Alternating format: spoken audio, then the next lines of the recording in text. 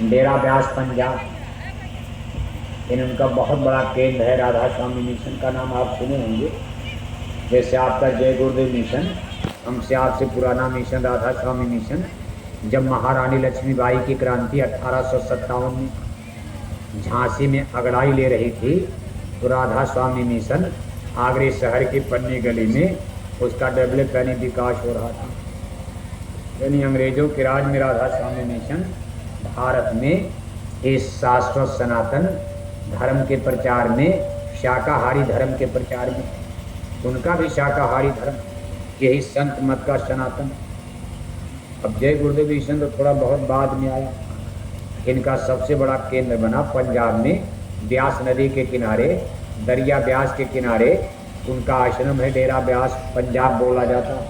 कभी आप उधर जाओ, ये बिल्कुल अमृतसर लुधियाना के बीच में आप निकलोगे, बीच में ब्यास नदी, बड़ा भारी आश्रम, इतना सुंदर, इतना साफ सुथरा, एक इंच जमीन आपको कच्ची नहीं मिली, कई किलोमीटर में। वैसे अपना मथुरा आश्रम तो बहुत बड़ा है, लेकिन स्वच्छता सफाई के मामले में राधा स्वामी मिशन बहुत सुंदर लगता है। तो बहुत पुराना, बहुत कुछ बन चुका है। वहाँ हवाई अड्डे भी बन गए, उनके पास जहाज़ें भी रहती, देख करके आपका दिल खुश हो जाएगा।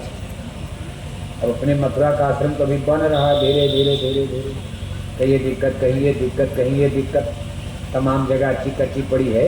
देखो आपके लिए टिन सेट भी नहीं बन पाया कि सत्संग सुन सको, उसमें भी दिक्कतें अभी पड़ी हुई। लेकिन वहाँ बड़े बड़े टिन सेट, लाखों लाख आदमी बैठकर छाया में सत्संग सुन सकते हैं। ये राधा स्वामी मिशन पंजाब में ब्यास दरिया के किनारे बना है। इसकी नींव बाबा जयमल सिंह ने डाली। इन्हीं के शिष्य हैं बाबू सावंत सिंह जी महाराज।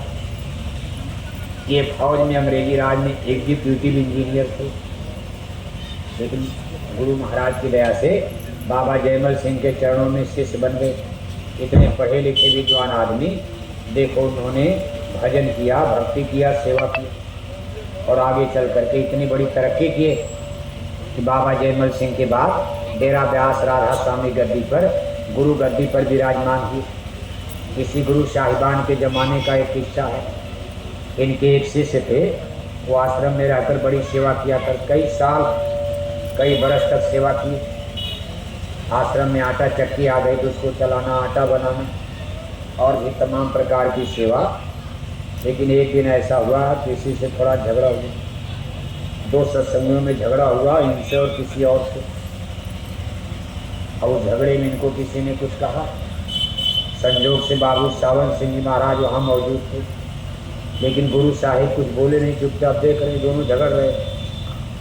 अब इनको इतनी ग्लानि हुई, भाई मान लो उसने मुझको कुछ कहा, कोई बात नहीं, मैं आश्रम का सबसे इतना पुराना श्रेष्ठ सत्संगी सेवादार, और अभी कल सत्संग में आया और आश्रम में मुझको गाली दिया, ये किया, चलो इसकी भी कोई बात नहीं। लेकिन गुरु साहिब कुछ नहीं बोले, बस इसी बात की उनको ठेस लगी। कम से कम गुरु महाराज को तो बोलना है, डांटना चाहिए था, तुम हमारे इतने पुराने सत्संगी को क्या कह रहे हो। लेकिन अब सदगुरु की मौज क्या, देखो ऑपरेशन करना था। अब इसी बात पर नाराज होकर वो आश्रम छोड़कर, बहुत मनाया लोगों ने, लेकिन आश्रम छोड़कर ही चले गए। और इतने बुरे जा कर के फंसे, गांव में जब गए तो गलत संगत में आकर शराब पीने लगे, मांस खाने लगे, फिर लौट करके आश्रम में कभी आए ही नहीं। थोड़े दिन के बाद उनको बीमारी लग गई। और जब आदमी सत्संगी होकर मांस खाने लगेगा, शराब पिएगा, बीमार हो, सजा मिलेगी। बड़ी जल्दी जवानी में बीमार हुए और देखते देखते 6 महीना नहीं बीता, मर भी गए। भरी जवानी में उनकी मौत हो गई। मरने के बाद उनको देखो कुत्ते का जन्म मिल गया, कुत्ते, यानी एक सत्संगी नामदानी को कुत्ते का जन्म मिल गया। लेकिन भाग देखो नामदान की महिमा, वो भटकते भटकते आश्रम में आ गए। जैसे कुत्ते भटक करके, जैसे अपने आश्रम में भी आप देखते हो, गुरु महाराज भी कुत्ता खरगोश पालते थे।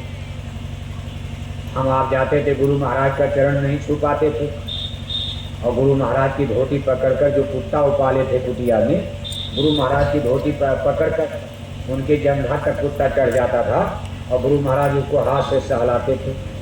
कितनी उसकी भाग थी। वो कौन कुत्ता? एक बार गुरु महाराज को उसी आश्रम में एक कुत्ते को, बड़ा तगड़ा कुत्ता, एक प्रेमी दौड़ा के मार रहे थे। गुरु महाराज ने कहा, भाई क्यों मारते हो?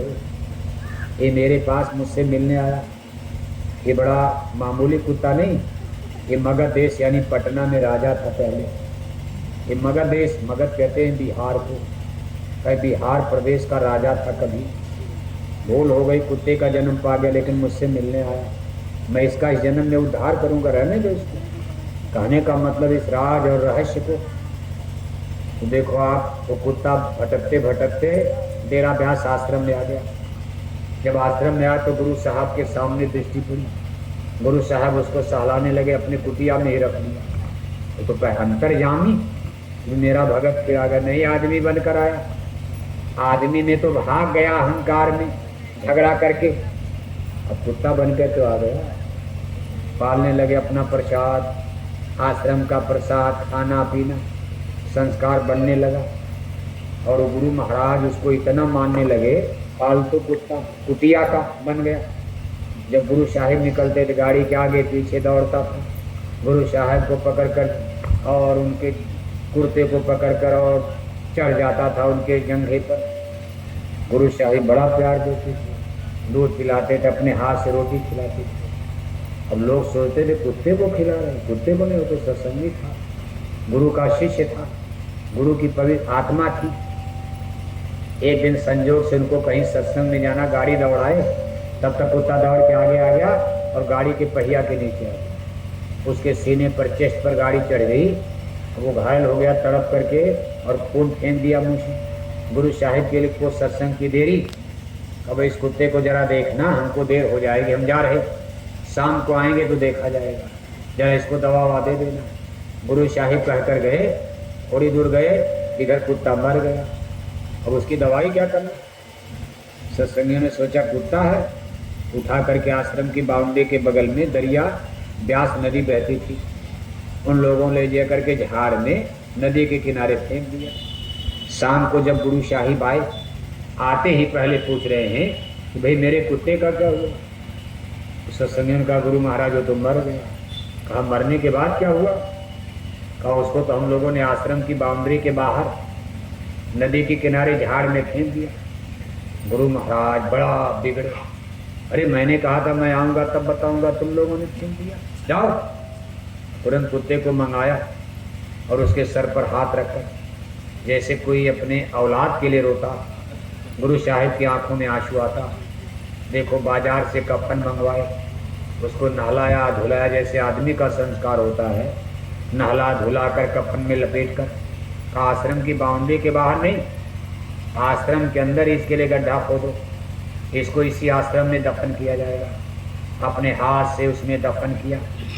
इसके बाद वहीं बैठ करके उस कुत्ते की समाधि पर, जहाँ उसको दफन किया कब्र पर, थोड़ी देर तक गुरु जी की आंखों में आंसू रहा। इसके बाद सत्संगी हैरत में कि क्या बाप माजरा, कौन जानता था इस भेद को? हाँ गुरु साहिब ऐसा नहीं देखा, एक कुत्ते के लिए इतना बेचैन। गुरु साहिब ने कहा भाई कुत्ते का सवाल नहीं है, अरे तुम नहीं पहचान पाए, ये मेरा वही सत्संगी है जो आटा चक्की चलाता था, आश्रम छोड़कर भाग गया था।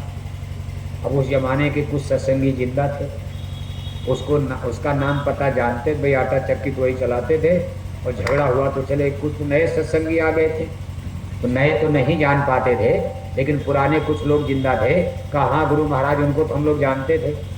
कहा तुम जानते हो, जब वो यहाँ से गया तो गांव में गलत संगत में पड़कर मांस खाने लगा, शराब पीने लगा, उसके कर्मों की सजा भुगताने के लिए उसको कुत्ते की जन्म योनि में 84 में गिराना पड़ा।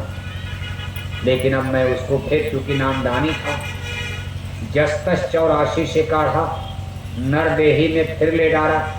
मैंने आज उसका चोला बदला दिया, मेरी गाड़ी से दबकर मरा, उसका मानव चोला सजा पूरी, अब मैं उसको मानव जन्म में वापस ला दिया।